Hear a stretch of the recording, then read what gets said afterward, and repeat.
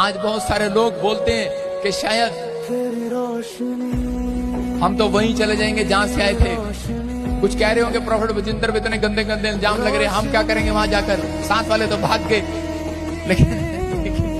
लेकिन परमेश्वर ने कहा, कहता है ये समुंदर इसलिए आया, ये इसलिए आया, कहता है कि मैं उन लोगों को दिखाऊं, कहता है कि परमेश्वर कोई बड़ी योजना तैयार कर रहे हैं हमारे लिए, कोई बड़े टापू पर लेकर जाना चाहते हैं, बड़ी जगह पर आपको लेकर जाना चाहते हैं, आपको राजमहल में लेकर जाना चाहता है परमेश्वर। ये दुख तकलीफ ये समस्याएं, कहता है कि जब तक नहीं आएंगी तब तक आप चमत्कार भी नहीं देखेंगे। लेकिन परमेश्वर अपने लोगों को समझा रहे हैं। आज जितने लोग लाइव देख रहे हैं मुझे, मैं सच में उनके लिए आंख बंद करके भविष्यवाणी कर रहा हूं कि अगर वो विश्वास करें, एक बड़े प्लेटफॉर्म को देखेंगे अपनी लाइफ में, एक बड़ी जगह को देखेंगे अपनी लाइफ में। आमीन बोलने वाले बड़ी आशीष को देखेंगे। ये याद रखना, आमीन बोलने वाले आज से बढ़ोतरी को देखेंगे।